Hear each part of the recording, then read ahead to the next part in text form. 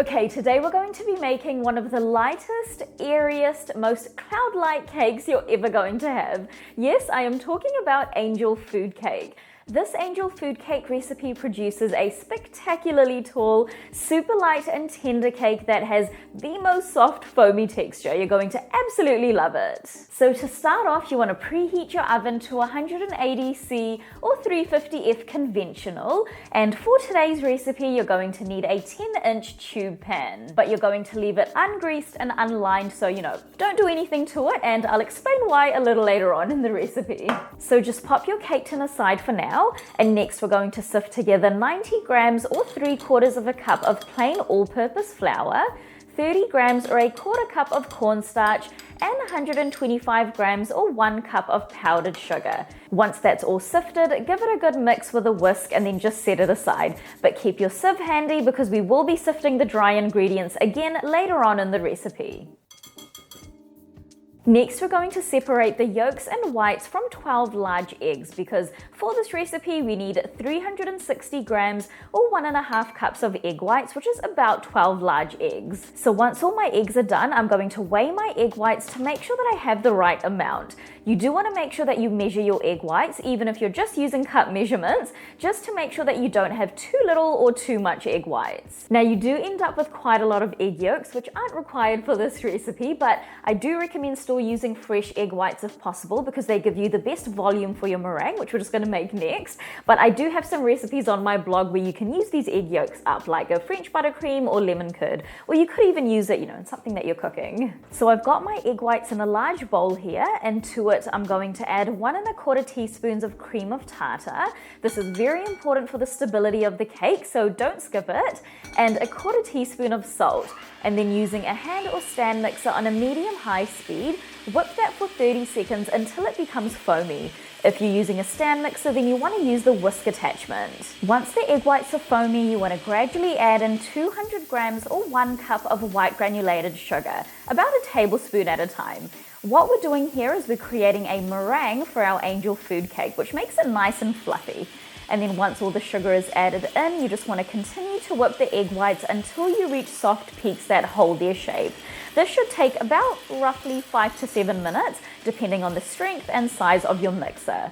So what I mean by soft peaks that hold their shape is that when you check your egg whites, the peaks are soft, so the tips fold over like this, but they still have a shape that holds and doesn't kind of just fall back into the egg whites. By only whipping to soft peaks, it's just going to make sure that your angel cake rises really nice and high in the oven, and it's also going to prevent it from collapsing. Now to your egg whites, you want to add in 1.5 teaspoons of vanilla and 1/4 teaspoon of almond extract or essence. The almond flavoring is optional, but I do recommend it for a more complex flavor to your angel food cake.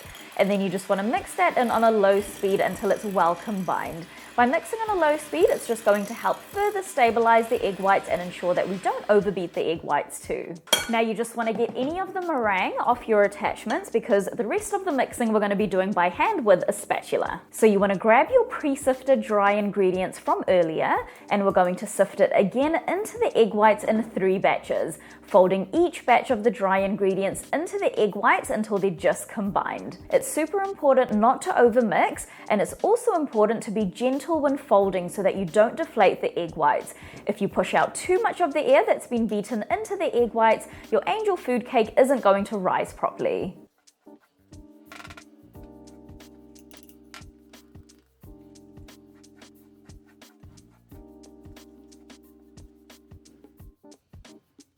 Now once the batter is done, you should end up with this kind of thick, almost melted marshmallowy like texture. And now you just want to grab your 10-inch tube pan, remember not to grease it or anything, and then you just want to evenly spread out the batter.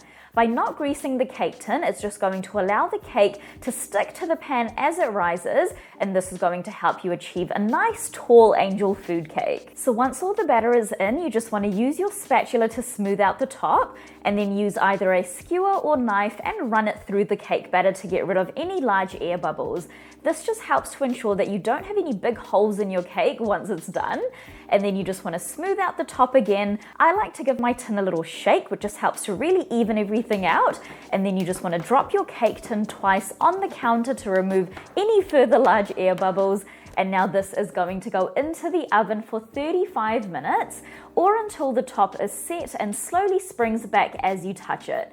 You can also use a skewer or thin knife and insert it into the cake, and if it comes out clean, then it's done. So once the cake is done, the next very crucial step is to turn the cake tin upside down and allow the cake to completely cool. Now, because we haven't greased the tin, the cake isn't going to fall out, and by allowing the cake to cool upside down, it's going to ensure the cake doesn't deflate or collapse and still maintains its height and texture. Now, once the angel food cake is almost ready to take out of its tin, then we're gonna go ahead and make a super easy and simple whipped cream to go alongside our cake. So all you have to do is in a bowl combine 360 grams or 1.5 cups of cold heavy whipping cream, 1.5 tablespoons of white granulated sugar, and half a teaspoon of vanilla. And then using a hand or stand mixer, first mix on a low speed just to allow everything to combine, and then turn up the speed to a medium high and whip until you reach stiff peaks.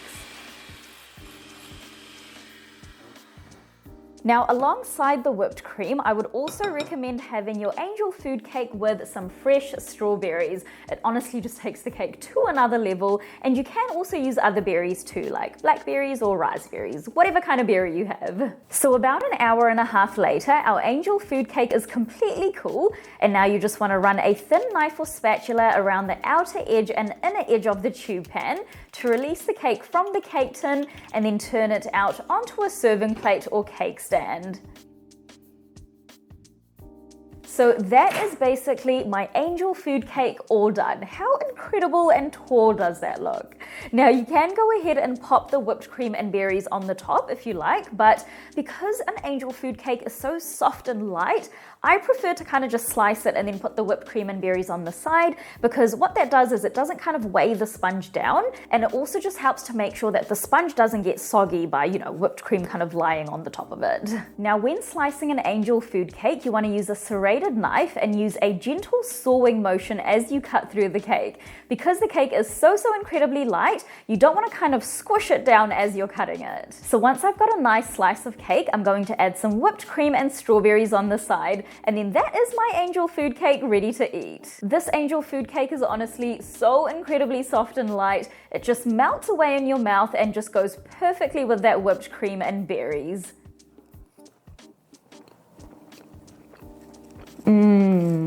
It is so incredibly light and fluffy. It's like you're literally biting into a cloud. It's just so good. It is so light that I have literally finished my entire slice, and quite quickly as well. So that is it for today, guys. If you do decide to give this angel food cake a go, then please do leave a review on my blog. It really helps my content out, and I absolutely love hearing from you guys. I'll see you in the next video.